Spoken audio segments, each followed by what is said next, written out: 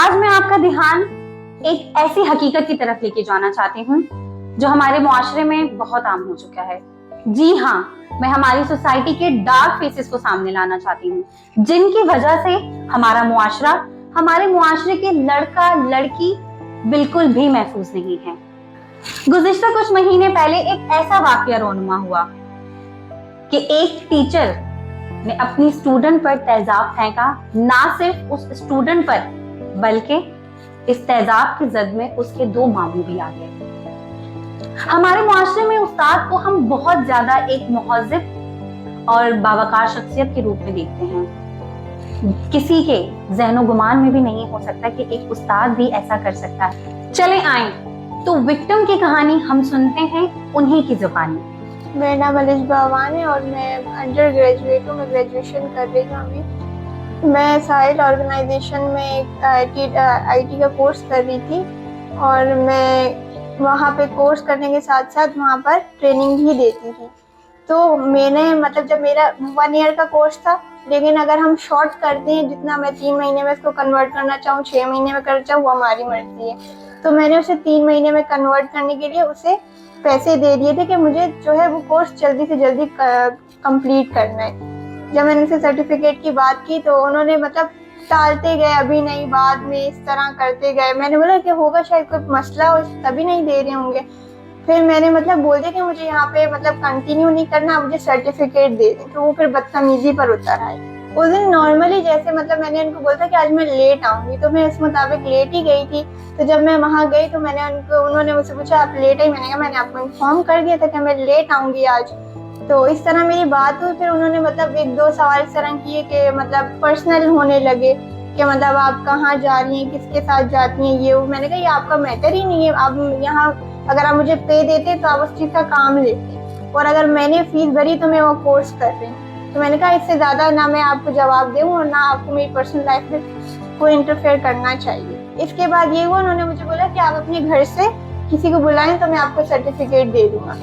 10 minute लगे होंगे, 10 से 15 मिनट लगे होंगे। मामू मेरे पहुंच गए, मैं मामू को लेके ऊपर चली गई। ये दोनों मेरे मामू साथ थे। तो उस तरह को बात, लड़ाई हुई नहीं, बहस हुई नहीं। वहाँ पूरा इंस्टीट्यूट ऑन था, चल रहा था। तो मैं जब उन्होंने तारुफ पूछा तो दोनों मामू ने बताया कि ये मामू है, भांजी है हमारी। इतनी ही बात हुई। फिर मामू ने पूछा आप इस बच्ची को सर्टिफिकेट क्यों नहीं दे रहे, तो और ऊपर से आप बच्ची से मिसबिहेव भी कर रहे हैं। तो बस इतनी सी बात थी। जब ये आए थे, जब हम नीचे से ऊपर जा रहे थे, तो मैंने सीढ़ियों से चढ़ते हुए बोला था कि ये मेरी उनसे बात हुई, आपने इस तरह बात करनी थी, सर्टिफिकेट की बात करनी। तो उन्होंने कहा ठीक है। तो ये गए ऊपर, हम साथ ही बैठे हुए थे। तो उन्होंने भी यही बात की कि सर्टिफिकेट बच्ची को क्यों नहीं दे रहे और बदतमीजी क्यों कर रहे हैं बच्ची से। तो उन्होंने बोला कि ना जो करना है कर लो, मैं तो नहीं दे रहा सर्टिफिकेट। तो मामू ने कहा कि ठीक है, मैं 15 पे कॉल करता हूँ, आप अपनी बात रखें, हम अपनी बात रखेंगे, क्या वजह आप सर्टिफिकेट नहीं दे। उसके बाद ही तो जैसे मेरे मामू ने फोन उठाया, हाथ टेबल पे रखा हुआ था, उन्होंने हाथ में पकड़ा, उसे तेजाब डालना शुरू कर। अगर मैं अकेली होती तो वो तो मुझ पे ही अटैक कर, वो तो मेरे मामू लोग मेरे साथ थे। तो पहला अटैक हुआ इस पे, क्योंकि मैं थोड़ी सी दूर थी, इन पे हुआ। तो पहला अटैक इन पे ही ऊपर हुआ। 2/3/2024 को जो है इंसिडेंट हुआ था, में मेन अक्यूज था इफ्तिखार हुसैन, वो अरेस्टेड। और एक जो था इसमें जिसने मौके से मेन चीज़ें, वो जो गवाही थी या जो शवाहिद थी, वो उसने जो एविडेंस जितनी भी थी वो उसने तायद, वो उसका रिश्तेदार था। वो भी जो है उसको भी फिर इस केस में नॉमिनेट किया। और एक मुलज़िम जो है अभी अरेस्टेड है और कोर्ट में ये केस चल रहा है अंडर ट्रायल। जी अल्हम्दुलिल्लाह, वो भी जो पहले भी हुई थी उसमें जो इन्वेस्टिगेशन वो बिल्कुल प्रॉपर तरीके से मेरिट भी हुई है। और उसमें जो भी चीज़ें, जो भी हमारे रिक्वायरमेंट थी, जो भी शवाहिद इकट्ठे करने थे, जो बयानात लेने थे 161 पे, वो सारी चीज़ें ले चुके हैं हम।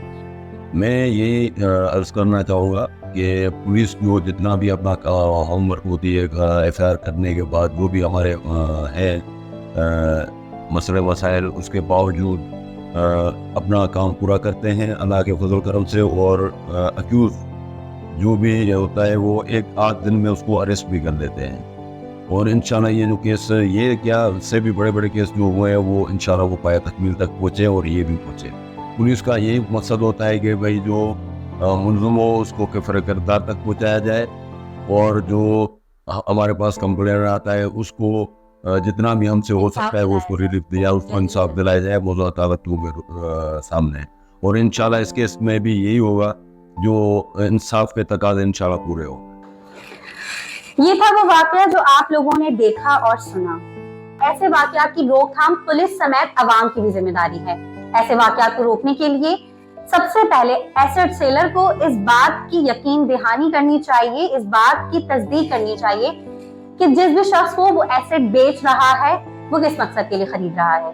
अगर उसे थोड़ा सा भी इस बात का शुबा हो जाता है कि वो एसिड किसी गैर कानूनी मकसद के लिए इस्तेमाल होने वाला है तो वो एसिड ना बेचे।